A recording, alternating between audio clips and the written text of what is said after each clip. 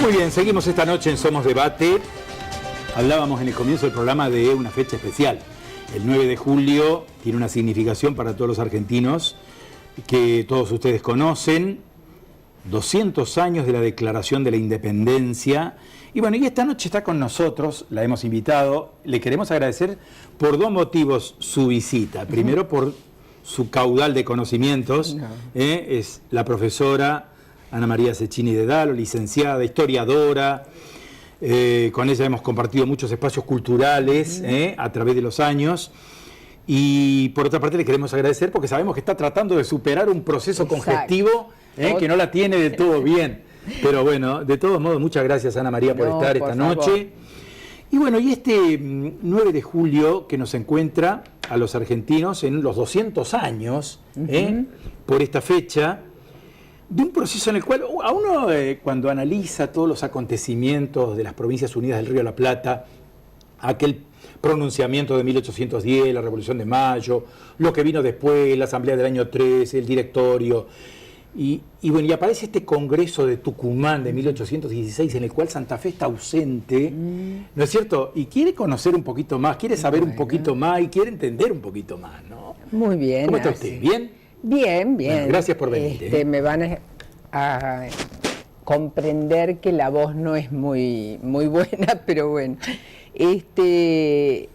Santa Fe estaba totalmente de acuerdo con que se declarara la independencia. Vamos a arrancar por ahí. ¿Y por qué no estaba ahí?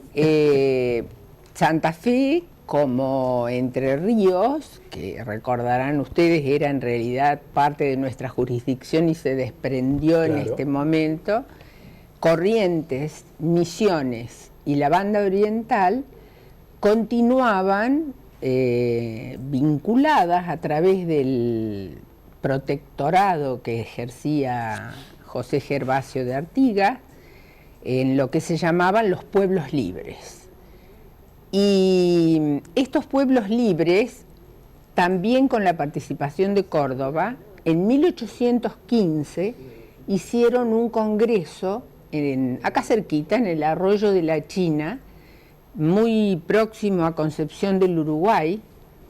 He tenido la posibilidad de verlo al arroyo, está cerca de una de las estancias de Urquiza, Santa Cándida. Allí se reunieron los delegados de todas esas provincias y la primera cosa que establecieron fue la independencia, porque en realidad la Banda Oriental venía pidiendo la independencia desde el año 13. La postergación de la declaración, porque a veces la gente dice, ¿cómo? ¿No nos independizamos en mayo? No, en mayo, recuerdo rápido, se tomó una decisión frente a la posibilidad de una invasión francesa o alguna otra alternativa, porque no había monarca gobernando en España. Pero se constituyó un gobierno patrio. Se constituyó un primer gobierno, pero de ahí en adelante hubo muchas idas y vueltas donde la gestión más retardataria partió de los partidos políticos de Buenos Aires, o sea, de los diferentes partidos que tenían en sus manos el poder en Buenos Aires. En cambio, las provincias litorales, estas que estaban unidas, eran partidarias de la declaración pronta de la independencia. Así lo establecieron en este Congreso y, por supuesto, la misma posición hubieran llevado al Congreso de Tucumán en el caso de haber podido participar. ¿Por qué no fueron? Esas son las circunstancias que uno se pregunta, ¿por qué no se dio? En el caso de Santa Fe hubo dos momentos que son interesantes para aclararlos. El primero fue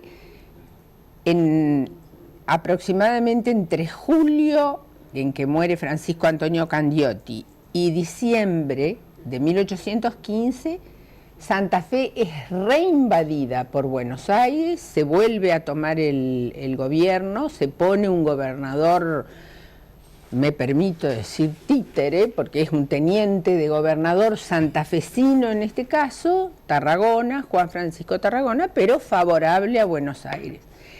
En ese momento se elige un diputado. Ese diputado es José, el cura, José Crespo, cura de Varadero. Varadero, lo que hoy conocemos cuando vamos para Buenos Aires, formaba parte de la provincia de Santa Fe. El cura electo por el Cabildo santafesino, renuncia en forma inmediata. Nunca, no expresa el porqué, pero no acepta ir a Tucumán. Inmediatamente se elige a Juan Francisco Juan Francisco Seguí. Y Juan Francisco Seguí no puede ir porque logramos nuevamente la autonomía y Mariano Vera, siguiendo lo establecido por Artigas, decide que Santa Fe no esté en el Congreso. En el Congreso. Hay dos cosas interesantes que señalar. La primera es por qué pudo haber renunciado el cura de Varadero. Primero quiero decirles que era muy común que los curas fueran representantes a todos este tipo de reuniones con fines de constitucionales, etcétera. Ya lo vamos a ir viendo en los sucesivos bicentenarios próximos. Sí, claro.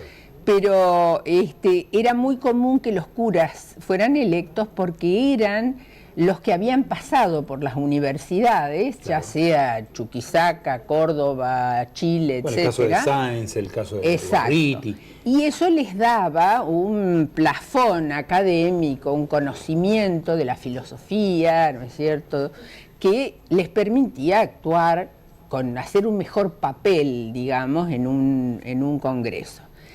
Pero ¿por qué renunció Crespo? Bueno, da la casualidad de que José Crespo, al igual que nuestro representante al Congreso del Arroyo de la China, Pascual Díez de Andino, al igual que Juan Francisco Seguí, o que muchos otros santafesinos, no quiero ahora entrar en nombres para no demorar, todos habían sido alumnos de quien era el secretario de Artigas, el cura Monterroso.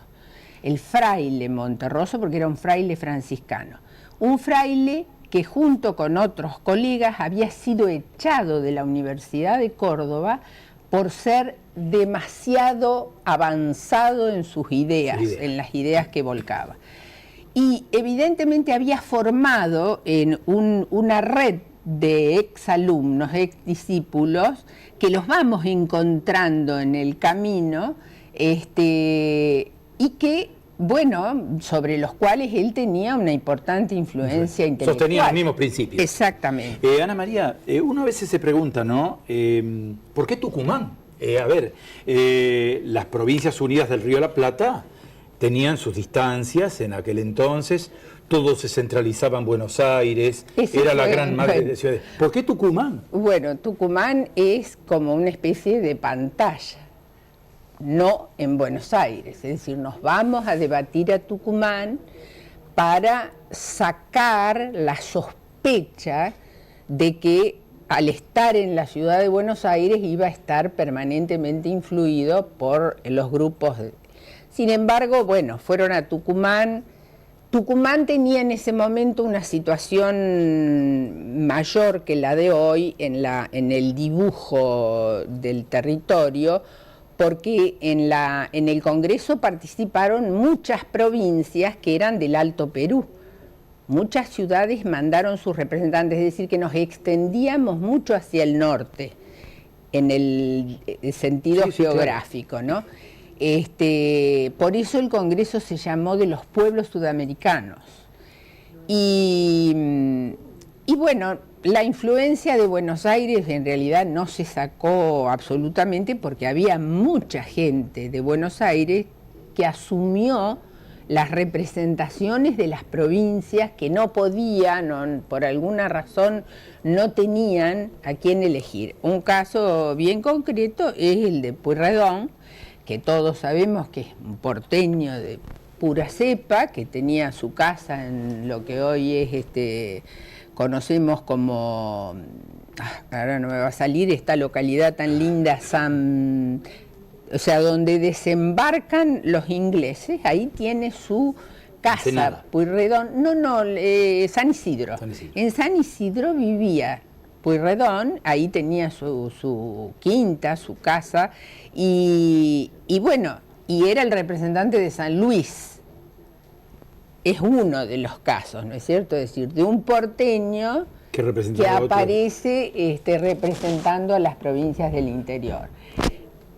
Tal es la cuestión que una vez que se declara la independencia y solo durante 3 meses más, el Congreso sesiona en Tucumán y después se los llevan a Buenos Aires, que es cuando se los llevan, cuando tienen que decidir la Constitución, la forma de gobierno, que era el gran debate que se venía, porque ahí estaba justamente el conflicto con nosotros. Es decir, nosotros decíamos, bueno, seamos independientes, pero inmediatamente queremos una Constitución con una organización federal que le dé a todos los territorios los mismos derechos. Y eso era lo que no se aceptaba.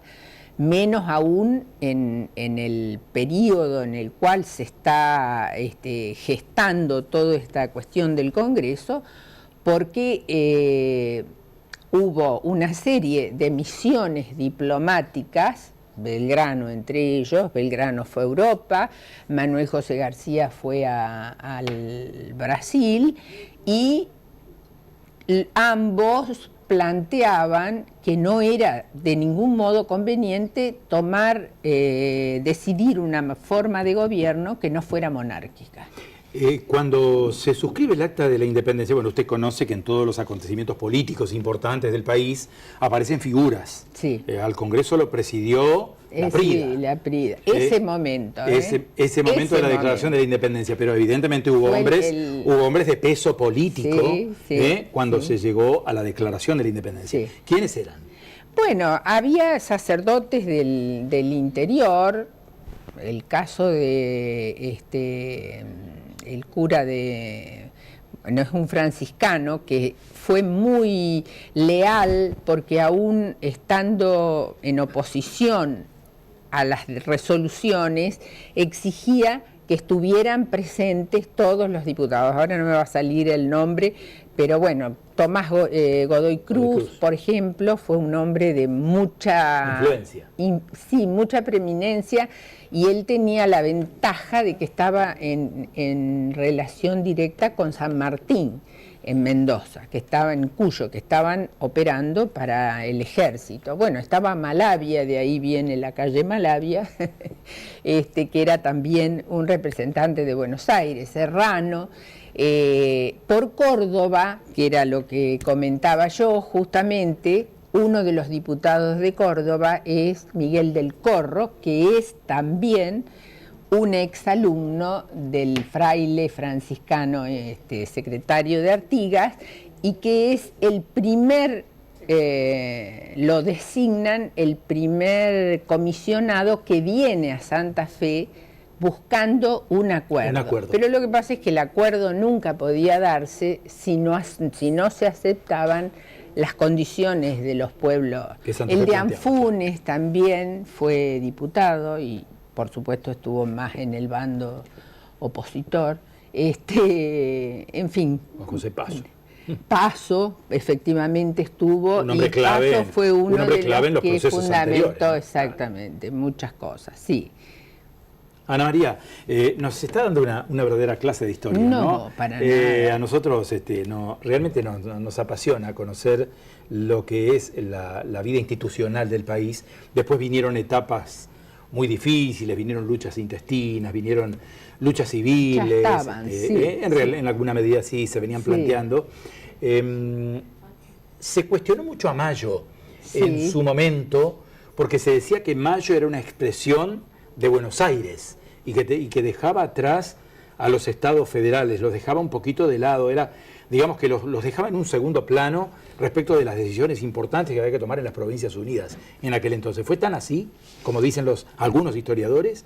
Y sí, yo no diría que fue, o sea, el tema es así, los que instalan a Mayo como el primer momento, ¿no es cierto?, en relación con el conflicto español, son los historiadores, que escriben, fundamentalmente Mitre o Vicente Fidel López también, ambos porteños, y son los que escriben la historia y cumplen una función importante. Yo no la voy a desconocer, fue muy útil, porque sobre todo Mitre, él escribe pensando en que el país necesita un relato.